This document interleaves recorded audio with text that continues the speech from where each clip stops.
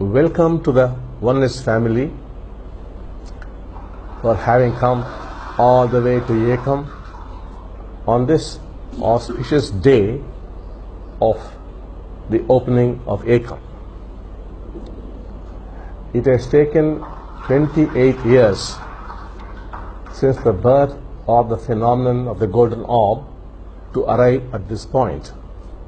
It has taken 28 years, and this is a very, very auspicious occasion.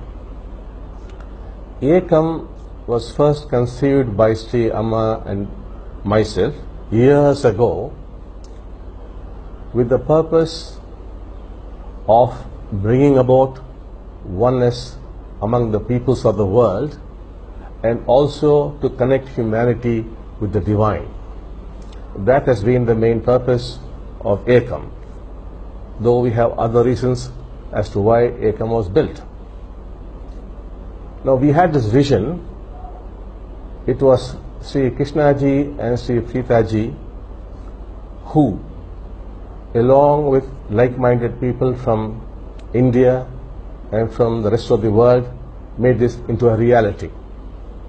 So today we have it there, and Ekam will start moving in the direction it is expected to move. Now, what is special about Ekam is the abode of the golden orb. The Dikshas received here would be extremely powerful and should help you receive all that you are seeking for. It would be indeed very, very powerful. That's what is very special about Ekam, it being the abode of the golden orb and the Dikshas being extremely powerful. Now, as you meditate at Ekam in large numbers, you have to come in large numbers and meditate here together. If you could do that, you would achieve tremendous growth in a very, very short time. Not only that, you would be helping humanity also to grow quite fast. Now, as all of you know, humanity is going to face a lot of problems in the coming years. So if Ekam could be flooded with people and we could create a total field of oneness across the planet, that would happen through Ekam. If people come and meditate at Ekam, we would be creating a field of oneness across the planet, and this oneness could help humanity face the problems confronting it. So that is why it's so important that you come and meditate at Ekam. Now, what happens when you meditate at Ekam?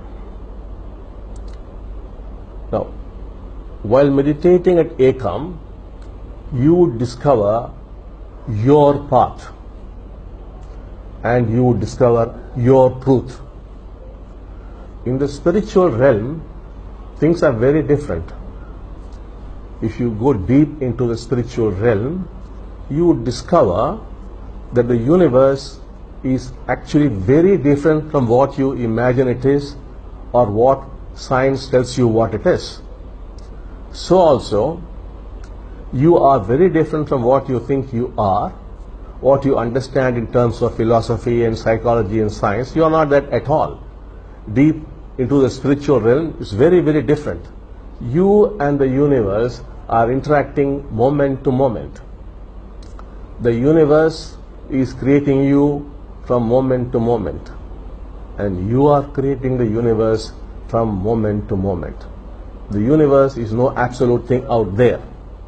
It is dying every moment, it is taking birth every moment. You are dying every moment and taking birth every moment. The universe is creating you and you are creating the universe. This becomes your reality. In such a situation, you would be able to clearly see that there are no absolutes in this universe, that there are no absolutes in the spiritual realm. So there's no such thing as the path or the absolute path. If there are 7 billion people on this planet, there are 7 billion paths. Each one of us has his or her own path. You would discover your path. Only your path could save you, no other path. However great that could be, that's not going to help you, because it's not your truth. It is not your path. Similarly, truth also is not absolute. There is no absolute truth in this universe. Because the universe is not absolute, you are not absolute. It's living and dying every moment. Dying and coming back to life. Dying and coming back to life. Nothing is absolute out there. Everything is changing. Therefore, you will discover that this is my path. That is, when you go through the meditation, you would discover, oh my God, this is my path. And you would discover, this is my truth. So Ekam is there to help you discover your path and your truth. Once that happens, that is the first step, and that is the last step. All opposites become one. There's no more the good and the bad, they become one. There's no more the right and the wrong, they become one. There's no more the divine and the profane, they become one. All opposites become one. There's just the one. That becomes a living reality. It's not a concept, it's a living reality. It is then that you discover what freedom is. It is then that you discover what true liberation is. It is then that you discover what the immeasurable is. It is then that you discover what true living is. It is then that you discover that you are all that is. It is then that you discover that you are the one, that you and the divine are one. All things become one. All opposites become one. You discover you are the one. The one that is, you are that. That you would discover as a personal reality by following your path and by following your truth, which you have got to discover. So this is a journey of discovery. Meditating here is a journey of discovery which will take you to that point. So now, it all depends upon how open-minded you are. If you come with a closed mind, then you may not make the progress. Now, to discover your path and your truth, all the paths that you have followed or you have known, all the truths that you have known as concepts must drop down like dry leaves. Not that you become free of them. That's not being free at all. But they must drop down automatically like dry leaves. Now, as you meditate at Ekam, the abode of the golden orb, that would happen to you. All the concepts, all the views, all the conditioning, which is you. You are nothing but your conditioning. You are nothing but your views, your beliefs, your ideas, no matter how great they are, how wonderful they are, but still it is not true to you. It is not yours. It is only a concept. Now, as you begin to see all this, they would drop down of their own accord. At that point, you are left with no path and no truth. That is when you discover what exactly is your path and what is your truth. And once you have gotten there, then everything is only automatic. So now, on this journey, Sri Krishna ji and Sri Prita ji would be helping you to move and to make Ekam achieve what it is supposed to achieve. It's meant for transforming the individual and for transforming humanity. Humanity must take the next leap. If we go on living like this, we would destroy ourselves as well as all living beings on the planet. Unless we become a new generation of human beings, totally different from what we are. Now, that is not a very difficult task at all. Not that the whole of humanity has got to come here. It has been designed to accommodate about 8,000 people. If collectively you would meditate, then you would see the miracle taking place, the miracle of transformation, of not just the individuals who come here, but of people spread across the planet. There would be a spontaneous awakening. Awakening would take place, and people would automatically get connected to their divine. The divine is personal. It is not the divine. It is your divine. Like your path, your truth, your divine. You will get connected to that divine. And once you get connected, there's no stopping you at all. And this would happen automatically to people who may not come here. They could be in the North Pole or the South Pole. Still that could happen to them because you are creating a field.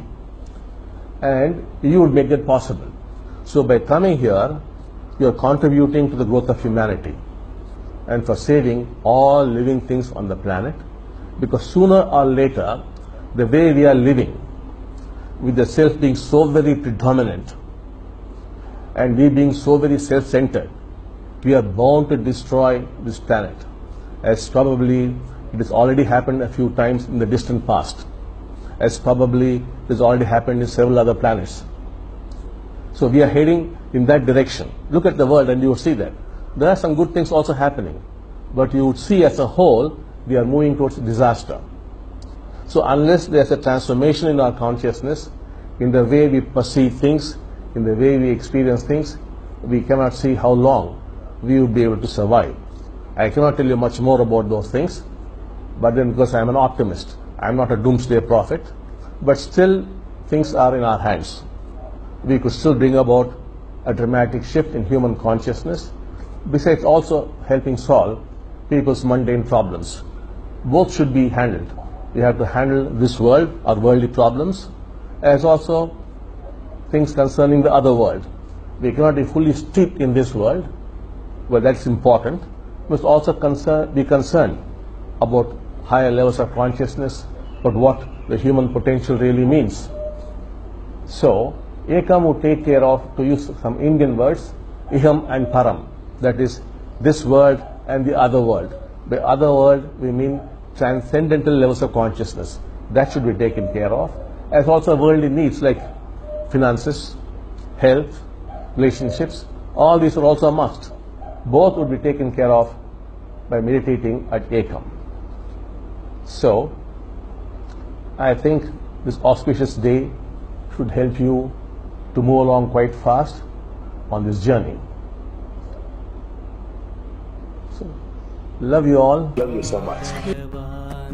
Amma Bhagavan, Amma Bhagavan, Amma Bhagavan, Amma Bhagavan. మీ అందరి కోరికలు తీరాలని ఆశీర్వదిస్తున్నాను.